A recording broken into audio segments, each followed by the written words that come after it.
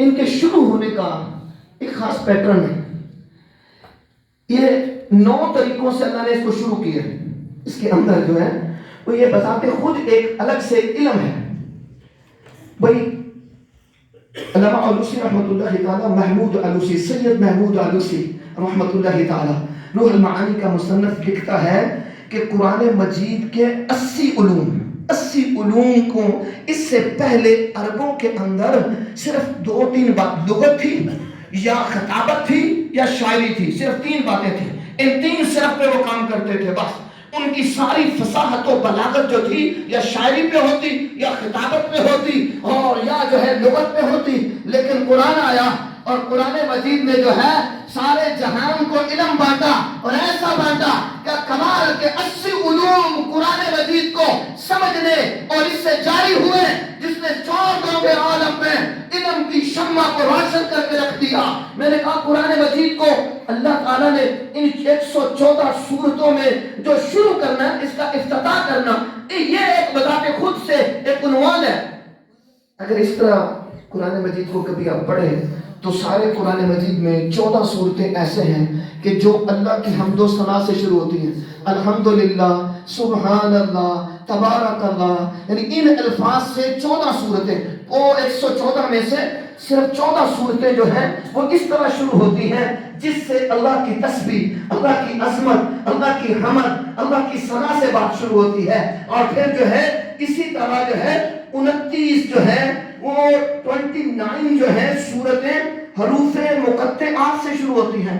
الف لام میم، الف لام را، ہا میم، اس طرح جو ہے. اور 10 سورتیں جو ہیں وہ حرف ندا سے شروع ہوتی ہیں. یا ایھا المزمل، یا ایھا المدثر، یا ایھا الذین آمنوا. اس طرح جو ہے 10 سورتیں. میں نے کہا یہ بتاتے خود ایک خوبصورت انداز ہے وہ سورتوں کے شروع ہونے کا. وہ یہ 114 کی 14 سورتوں کی ترتیب میں آپ کے سامنے لا رہا ہوں. پھر اسی طرح کہا کہ 15 سورتیں ایسی ہیں جو اللہ نے قسم سے شروع کی ہیں، قسم سے. والضحیٰ واللیل.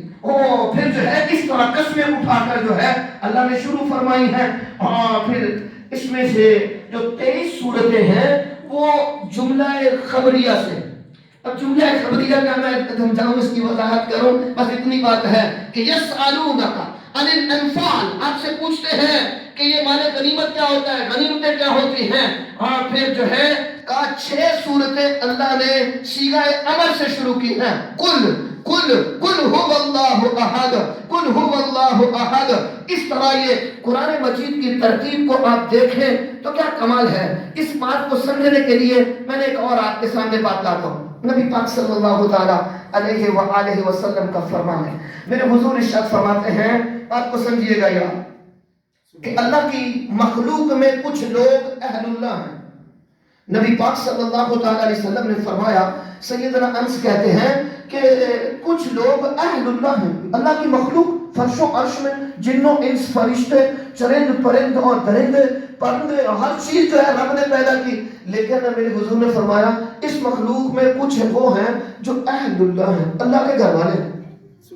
اور ساری مخلوق میں کچھ وہ ہیں جو اللہ کے گھر والے ہیں. تو صحابہ نے عرض کیا یا رسول اللہ صلی اللہ علیہ وسلم وہ کون لوگ ہیں جو اللہ کے گھر والے ہیں؟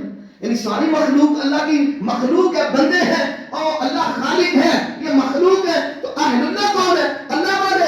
اللہ کے گھر والے کون بندے ہیں؟ تو نبی پاک صلی اللہ تعالی علیہ وآلہ وسلم نے ارشاد فرمایا کہ یہ اہل قرآن جو ہیں یہ اہل اللہ بھی ہیں اور اللہ کے خاص بندے بھی، جنہیں اللہ قرآن سے نسبت دے دے، جنہیں اللہ قرآن کے ساتھ جوڑ دے کہ یہ قاری قرآن ہے، یہ حافظ قرآن ہے، یہ عالم قرآن ہے، یہ قرآن کا استاد ہے، یہ قرآن مجید کے ساتھ جڑا ہوا. تو کہا جو بندے قرآن کی خدمت میں حاضر ہیں اللہ تعالیٰ کے نزدیک ان کا مرتبہ میرے نبی فرماتے ایسے ہیں جیسے یہ اللہ کے گھر والے ہیں اور اللہ کے قرآن کو گلی گلی لے کر پھر رہے ہیں، لوگوں تک پہنچا رہے ہیں، لوگوں کو بیان کر رہے ہیں، لوگوں کو بتا رہے ہیں. لوگ خاص گویا کہ ایسے ہیں جیسے اللہ کے گھر والے. کیا یہ بات آپ نے سیدنا علی المرتضیٰ سیدنا علی ابن ابی طالب سے نہیں سنی، میرے حضور کیا فرماتے ہیں؟ نبی پاک صلی اللہ تعالیٰ علیہ وآلہ وسلم کا ارشاد سیدنا علی بیان کرتے ہیں کہ جس